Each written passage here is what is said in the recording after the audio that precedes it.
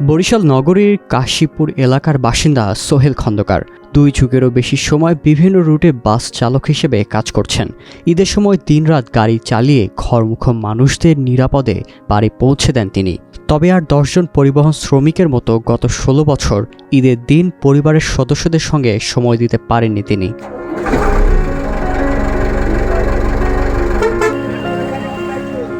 এবারের ঈদেও পরিবার ছেড়ে মানুষকে বাড়ি পৌঁছে দেওয়ার কাজেই নিজের ঈদ আনন্দকে খুঁজে ফিরবেন সোহেল খন্দকার। আমাদের ঈদ বলতে রাস্তায় ঈদ, কারণ সবসময় ঈদে বাসা থাকা পরে বা আগে পরে বাসা থাকা পরে সবার সাথে ঈদ করা যায় বা করছি আগে পরে।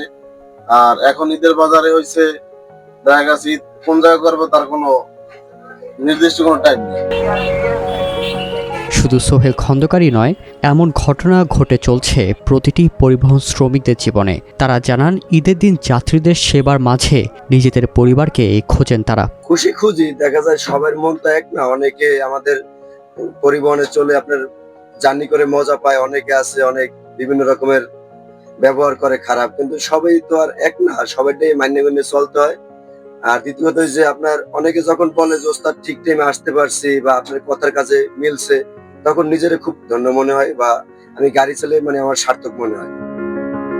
এদিকে পরিবহন শ্রমিকদের এমন ত্যাগের কোনো মূল্য হয় না বলে দাবি যাত্রীদের। পরিবহন শ্রমিকদের এই কষ্টের মধ্যে দিয়েই ঘরমুখ মানুষরা সবাই খুশির সন্ধান পায় বলে জানান তারা। পরিবারের সবাই সাথে ঈদ কাটানোর একটা মজা আলাদা।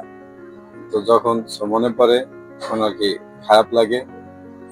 কিছু কিছু যাত্রীর দিকে তাকায় আর কি, যারা ভালো ব্যবহার করে তাদের দিকে তাকায় কষ্টটা বইলা থাকি যে তাদেরকে তো ঈদ করাতে হবে, এই ভেবে আগে কষ্টটা বুঝে থাকার চিন্তা ভাবনা করি।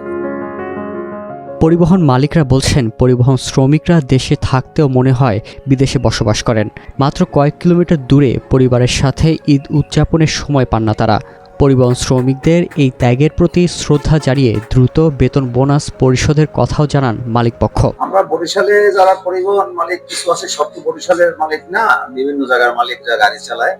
তবে আমরা যারা গাড়ি চালাই, আমরা পরিবহন মালিক ও পরিবহন শ্রমিকদেরকে অবশ্যই গতবারও আমরা ঠিক মতো দিচ্ছি, এবারও দেবো ইনশাল্লাহ। বেতন ঠিক মতো দেবো, যদি বকেয়া থাকে সেটা দেবো, যদি বোনাস যেটা আছে সেই বোনাস দিয়ে দেবো।